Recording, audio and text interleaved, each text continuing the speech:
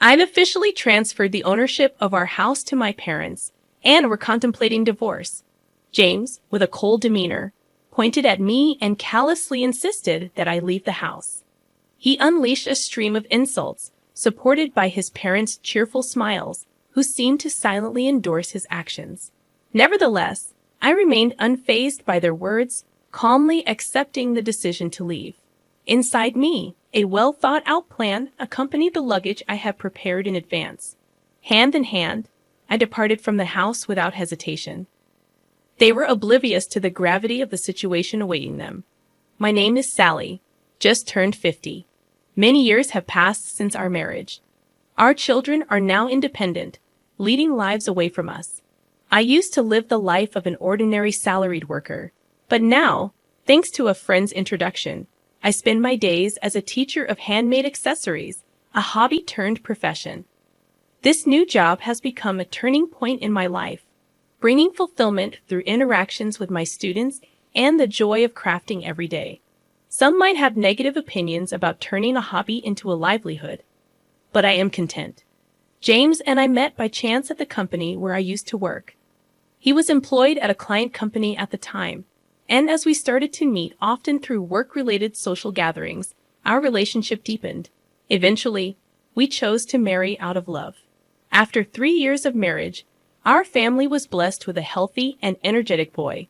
He graduated from a well-known university and is now happily married, living a prosperous life. However, despite our son's success, the relationship between James and me became increasingly difficult to find joy in. Over the years, James underwent a transformation, displaying changes in behavior. The once gentle and considerate James became demanding, treating me like nothing more than a housemaid. His daily changing demands and preferences became a source of trouble for me. Lately, James has been easily angered, blaming me for trivial things, and instances of verbal abuse have been on the rise. I've been wanting to escape this life and start anew, but I'm tied down by an unpaid mortgage. Despite this, James quit his job without a clear reason and now spends his days lazing around the house. He hardly lifts a finger to help with daily chores, leaving me to manage everything on my own. The house we live in was recently rebuilt, and I funded it all. Managing the finances, I saved bit by bit for its reconstruction. It embodies my wishes and aspirations, a house I worked hard to build. I don't want it to fall into James's hands if I leave.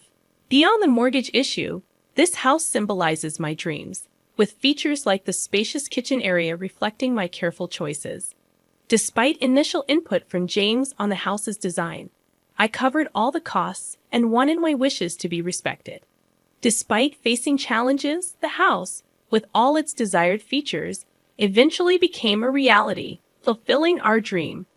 I experienced a profound sense of joy about the reality of our new home. However, the cost of construction significantly surpassed our initial estimates, compelling us to take on a much larger loan than anticipated.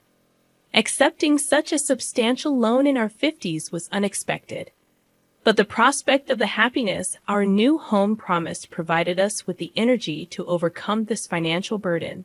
On the flip side, James appeared somewhat sulky, as his opinions and wishes were not well reflected in the house design.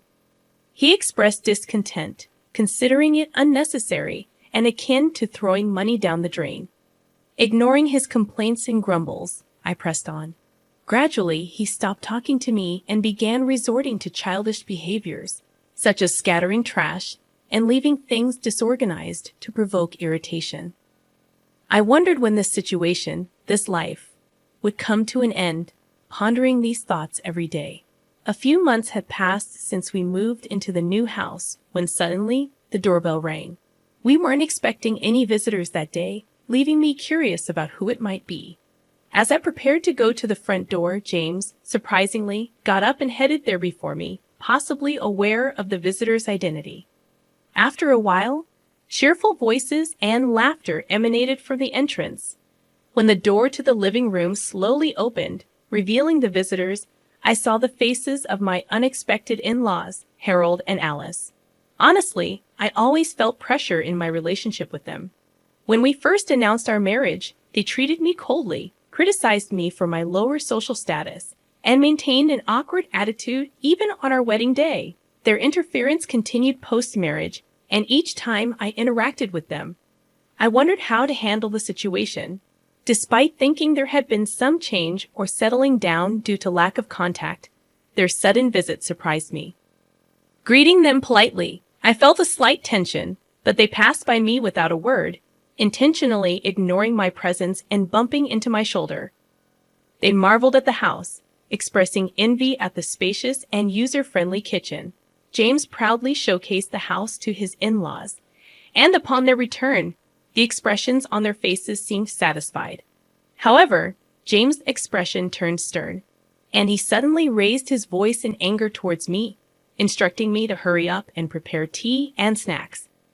Overwhelmed by his words, I hastily prepared tea and served snacks, but his parents seemed dissatisfied, commenting on the hospitality. Despite my efforts, Harold expressed dissatisfaction, and as they quickly finished the snacks and tea, he commented appreciatively on the house's interior. James, with a broad smile, invited his parents to live together in the house, almost ignoring my presence. They listened to James's words and left, leaving me watching their retreating figures. I felt a significant gap between James and me, witnessing him chatting and laughing joyfully with his parents, something I hadn't seen in a long time. Subsequently, in response to James' invitation, his parents began visiting our house more frequently. Initially, it was a few times a month, but it gradually increased to several times a week, eventually becoming almost daily. However, their criticisms towards me never ceased, and James showed no signs of curbing them. James' attitude of blaming me, coupled with his parents' intensified disapproval, became more pronounced. His complaints about me not listening and causing our son suffering were relentless. Despite facing daily difficulties, I found myself unable to voice the frustration in my heart. All I could do was offer words of apology. The in-laws' visits increased beyond anticipation, and they started visiting even more frequently during my absence. They would come along with James, leaving clear evidence of their activities at home: scattered beer cans, empty bottles, and traces of spilled alcohol that seeped into our new rug. Despite my protests, the new house began to smell of alcohol and felt dirty. I couldn't understand why, despite not contributing to the household, James was quick to complain. His involvement in gambling added another layer of worry, as remnants of used betting slips surfaced regularly. Explaining the risks of gambling and its impact on our finances seemed futile. The losses were a significant blow, especially since the money used for gambling was hard-earned through my tireless work. Nearly a month into the frequent visits from the in-laws, they targeted the times when I was out. One day, returning home early, I found them leisurely spending time in our house. Surprised, I confronted them, but their snarky words and indifferent attitude made it clear that they considered my presence bothersome. Frustrated and stressed by the insolent attitudes of James and his parents, I realized I had reached my limit. Instead of succumbing to emotions, I decided it was time to devise a plan to address the situation. Amidst this turmoil, an unusual event occurred. During a time when I was supposed to be away, the in-laws visited unexpectedly, expressing surprise at their unusual timing. I sarcastically commented on their avoidance of my presence. Ignoring my remark, they boldly entered the house. James welcomed them with a smile, leading them to inspect various areas, from the kitchen to the bathroom. Observing their meticulous checks, I sensed a hidden agenda behind their actions. Even as they left, they wore satisfied expressions, as if they had confirmed something. Curious and wary, I questioned their inspections and wondered if there was something they should tell me. I had cautioned James not to worry, emphasizing that it was none of his business. His behavior, however, hinted at concealing something from me. I suspected he was trying to manipulate me cunningly, but grasping the real intention proved challenging. Observing the situation became my only option. Then, one day after work, I returned home to find a large moving truck parked in front of our house, bearing the logo of a company named Moving Center. James appeared to be in discussions with the truck driver and representatives. When our eyes met, he pretended not to see me and disappeared inside the house. What shocked me more was the simultaneous arrival of my in-laws. They greeted me casually, and James welcomed them, leading them into the house. The atmosphere felt tense, and as I followed them inside, I noticed a significant change. The familiar furniture and belongings I knew had vanished, replaced by my in-laws' dated furniture, arranged as if this were their home. As I sat down on the sofa, they surrounded me with smirky smiles, conveying a sense of smugness. Their behavior indicated a pre-planned action, and though anxious, I decided to quietly wait and see what would unfold. The somewhat hurried gazes of my in-laws added to the atmosphere. They declared that there was something they needed to tell me, hinting at a hidden agenda. Bracing myself, I responded with feigned calmness, and James sighed deeply before admitting that he had sold the house to his parents. He proposed getting a divorce, and my in-laws nodded in agreement. Their smirky smiles suggested they were trying to toy with me. Despite the revelation, I remained unfazed, having anticipated their plan. I promptly signed the divorce papers, placed my wedding ring on the table, and declared my intention to leave the house. I had suspicions about the unnatural behaviors of James and my in-laws, especially since their frequent visits when I wasn't home.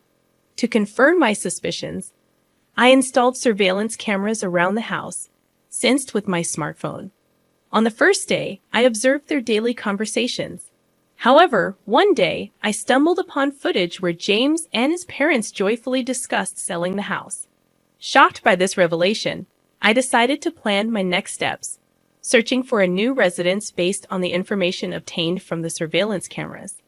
I took the initiative to transfer the home loan from my name to James's. If they planned to remove me from our home, I believed they should take over the mortgage payments and responsibilities.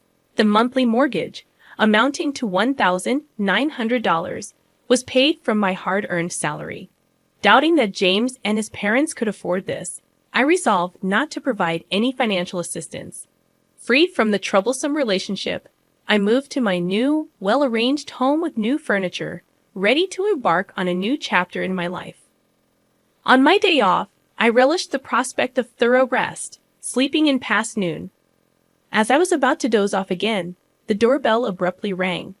To my surprise, James and his in-laws stood at my doorstep, uninvited. I questioned their presence, and without answering, they intruded into my house, spreading out a document in front of me. They accused me of changing the name on the house loan without permission. Expressing disbelief at their sudden appearance, I learned that right after leaving the house, they received documents about the loan name change. James and his parents were shocked, claiming they were currently unemployed and couldn't afford the high monthly loan. In a furious outburst, James declared they wouldn't pay that amount. Attempting to enlighten them on the consequences of defaulting, I explained how interest and late fees could significantly increase the final payment. James initially seemed skeptical, but after searching for information online, his expression turned to one of shock and distress. I recommended looking for new employment for a fresh start. Their faces grew even paler as they realized the seriousness of the situation. They admitted to having no savings or assets, with James burdened by substantial gambling debts and no stable income. Frustrated, they pleaded for understanding and assistance, emphasizing the years they spent together. Unmoved by their pleas, I shut the door to escape their attempts to mend the relationship. Frustrated, they reported me to the police, leading to their removal from my property. Eventually, due to financial constraints, they relocated to a more affordable apartment on the outskirts of town. James secured a part-time job, supporting his family with that income. Meanwhile, my life remained unchanged, and I focused on my job. In my free time, I started a blog on handmade crafts, gaining attention and doubling my monthly income. Requests for me to serve as an instructor for workshops and courses increased. I had no thoughts of remarrying and planned to navigate life independently. Discovering an old household account book from the early days of my marriage brought back memories of our financial struggles. With a sense of resolve, I decided to build a new happiness on my own, placing the account book back on the shelf.